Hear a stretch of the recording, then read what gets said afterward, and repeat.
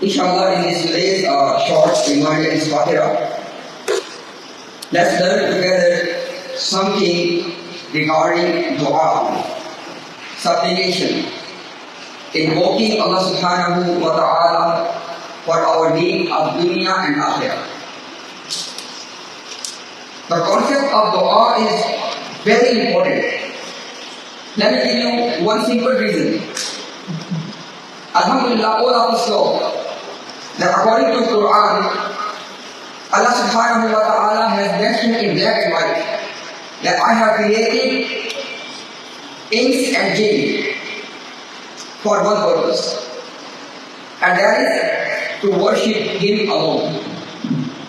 Worshipping Allah subhanahu wa ta'ala is the sole purpose, is the ghaya of creation of mankind and jinkind. And what we learn from the hadith, ad-du'a mukhul ibadah.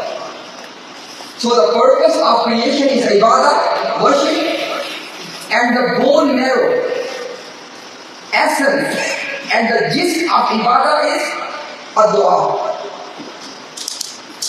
Ad-du'a huwa ibadah. Actually, dua is the ibadah.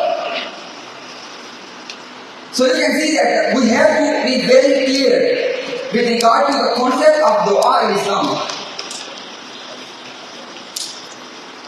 When it comes to the month of Ramadan, as we know in Al-Quran, Ramadan is mentioned just once.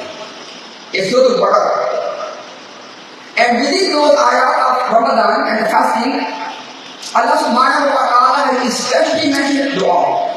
وَإِذَا سَأَلَكَ عِبَادِي عَنِّي فَإِنِّي قَرِيبٌ أُجِيبُ دَعْوَةَ الدَّاعِ إِذَا دَعَانِ فَلْيَسْتَجِيبُوا لِي وَلْيُؤْمِنُوا بِي لَعَلَّهُمْ يَرْشُدُونَ. That whenever a caller calls upon me, I answer their call. This ayah is within the ayat of Ramadan. It means that dua has a special connection with Ramadan. Now, I just want to mention 4 points, so shall we all remember. And these 4 points, inshallah, they can shape our understanding of dua in the right way. Point number 1. Amongst all the conditions and manners of dua, most of us know, I want to especially highlight 2 of them. One is huzurul qalbi. That when you are making dua, make sure your heart, your mind, and your tongue, they are synchronized to each other. Because the hadith tells us, Allah subhanahu wa ta'ala does not answer the dua of a ghafil. The one who is not mindful of what he is asking for. So that is very important. Be mindful when you are making. Don't just make dua as a mechanical ritual. Make sure that you sit down, you connect with Allah, and we have this secret conversation with Allah and us. Secondly, al-yaqeen. Ud'u Allah wa antum muqinuna bil ijabah. That ask Allah, and you must be in the state of yaqeen that Allah will answer my dua. There's no ifs and buts. Oh Allah, if you want to know. He's our Lord. He's the only one who can give us. No ifs and buts. Make dua with al-yaqeen, with certainty. So these 2 things, we must be clear when making dua. Second point.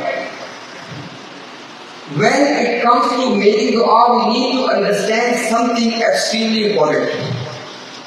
And that is, when we are making dua, it is just to leave our affair in Allah's hands. We don't have to insist on a particular outcome.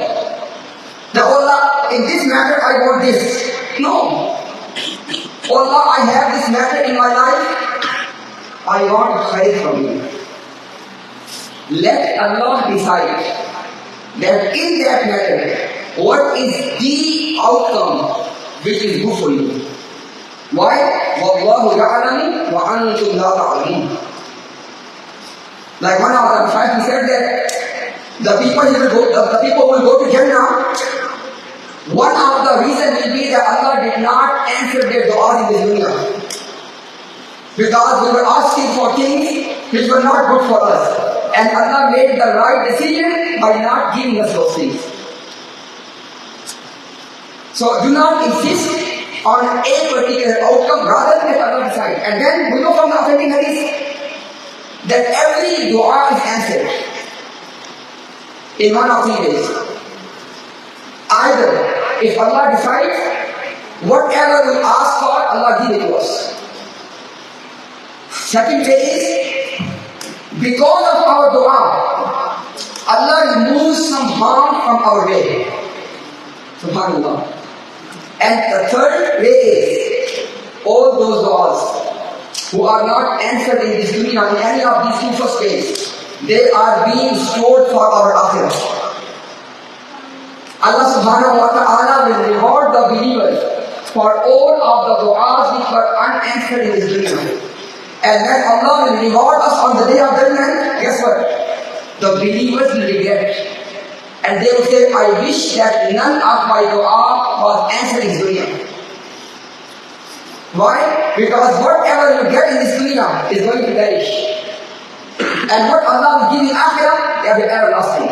There is no comparison between perishable and everlasting. So do not insist on a particular outcome, rather let Allah decide. Point number 3. There is direct connection. You can say in a different way, our dua is a direct reflection of our iman and our level of iman. Let me tell you how. No 2 people, no 2 believers are on the same level of iman. We are all different. And if I want to see the depth of iman I have, look at the content of your dua. If my own dua is about this dunya, and guess what? Allah is giving this dunya to the disbelievers without asking. Think about this. I am not saying Allah is our Lord. We have to ask Allah for all our needs. But what I am trying to say is, if all my du'as, all the list of du'as about dunya, that's problematic. That's very problematic. Because dua is reflecting my iman. And deeper the iman goes, and mature the iman becomes, shorten the list of dua. Remember this principle. We all have long list of dua, right? But when iman is going deeper and mature in the heart, the list of dua becomes shorter and shorter. It becomes to one sentence. Oh Allah, you become pleased with me. That's it. Khalas, everything is done. If Allah is pleased with someone, what else you want? Like somebody explained this whole conflict, let them see. That if somebody comes to us right now, that Allah has sent to me to ask you what you want from Allah. And I start making a list. Okay, ask Allah for this. That's very problematic. It should be one sentence. I want Allah to be pleased with me. That's it. Everything is covered. Last point, 4th point. Let me remind myself and all of us a recipe for dua being answered. Make dua for other people. It's not my opinion.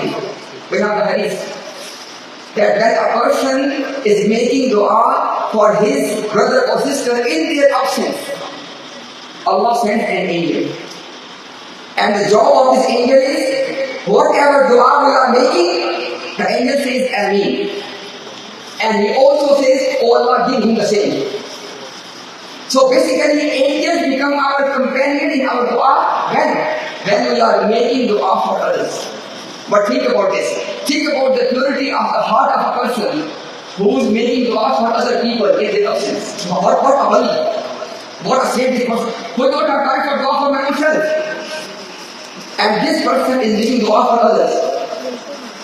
May Allah subhanahu wa ta'ala allow all of us to understand the proper concept of dua and to allow us to implement in our lives.